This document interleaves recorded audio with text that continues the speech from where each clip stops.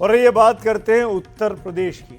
पश्चिमी उत्तर प्रदेश में क्षत्रिय समाज ने एक अजीबोगरीब अपील की है। ये अपील है कन्यादान में तोहफे के तौर पर बेटियों को हथियार देने की। क्षत्रिय समाज ने पिछले दिनों एक महापंचायत की, उसमें ये मांग रखी और फिर बेटियों के नाम हथियारों के लाइसेंस जारी करने की भी डिमांड की जाने लगी। इस बीच बीजेपी के नेता संगीत सोम सामने आए। उन्होंने भी क्षत्रिय समाज में की गई इस मांग का समर्थन कर दिया है। लेकिन यहीं पर सबसे बड़ा सवाल उठता है। सवाल ये कि बेटियों के लिए हथियार जरूरी है या फिर अधिकार। क्या इसमें बुराई है अगर हथियार रखेंगे तो? बेटियों को हथियार देने की मांग का समर्थन करते ये बीजेपी नेता संगीत सोम हैं। मुजफ्फरनगर पहुंचे तो पश्चिमी उत्तर प्रदेश में क्षत्रिय समाज की बेटियों को कन्यादान में हथियार देने की मांग पर मुहर लगा दी। बागपत में एक राजपूत समाज की एक बैठक हुई, क्षेत्रीय समाज की। उन्होंने कहा कि जो लड़कियां हैं उन्हें हथियार रखने चाहिए और सरकार से मांग करते हैं कि उन्हें हथियार रखने का लाइसेंस दे। इसको लेकर क्या कहेंगे आप? तो बुराई क्या है? अगर बहन बेटी हर छत्रानियों ने तो सदियों से देश की रक्षा के लिए, सुरक्षा के लिए हमेशा हथियार रखा है, तलवार रखी है और हमेशा जौहर किए हैं इज्जत आबरू के लिए। तो क्या इसमें बुराई है अगर हथियार रखेंगी तो? अपनी सुरक्षा के लिए, समाज की सुरक्षा के लिए, देश की सुरक्षा के लिए हथियार रखेंगे तो उसमें बुराई क्या है? दरअसल करीब हफ्ते भर पहले बागपत में केसरिया महापंचायत हुई थी। राजपूत समाज की इसी महापंचायत में बेटियों को कन्यादान में हथियार देने की बात कही गई थी। देखो, अपने लड़की के दान में पैसा दो या मन दो, लेकिन एक कटार जो है, एक तलवार जो है, जरूर देना। हम तो कह रहे हैं कि उसको बेरली एक्सपोर्ट रिवॉल्वर दीजिए। दाम ज्यादा है, 3 लाख 4 लाख का मिलेगा।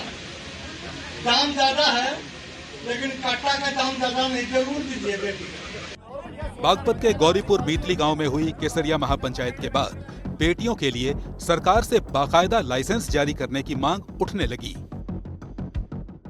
इस मांग की पृष्ठभूमि में है ग्रेटर नोएडा का निक्की हत्याकांड, जिसने पूरे देश को दहला दिया।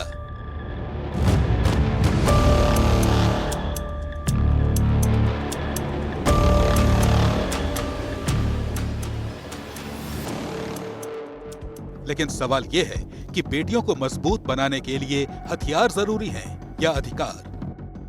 इस पर हमने आम लोगों की राय जानने की कोशिश की।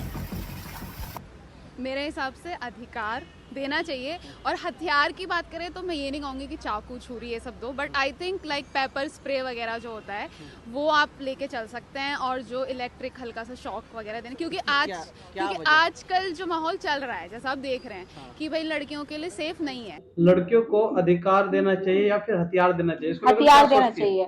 क्या सोचते हो आप? अधिकार देने से कोई फायदा नहीं हो रहा है अभी तक।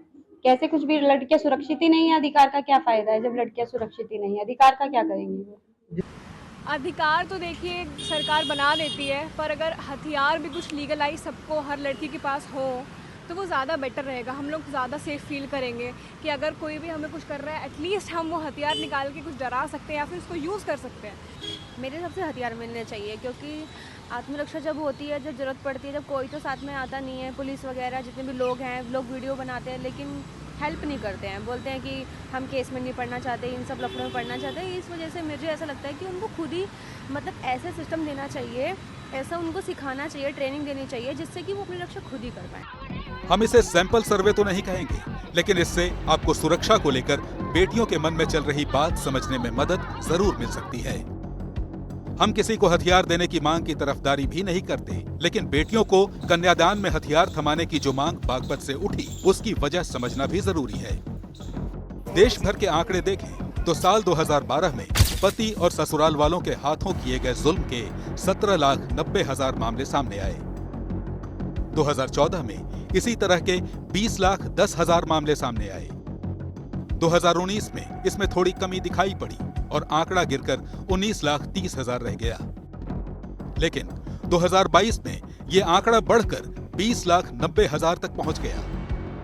लब्बेलुआब ये कि एक आध साल को छोड़ दें तो ससुराल में बेटियों पर जुल्म के मामले लगातार बढ़ते गए। लेकिन ये बात समझना भी जरूरी है कि बेटियों की सुरक्षा हथियार देने से नहीं, उन्हें आजादी और अधिकार देने से होगी। एक ऐसा समाज बनाने से होगी जिसमें बेटियां बिना डरे, बिना झिझके अपनी बात सबके सामने रख सकें।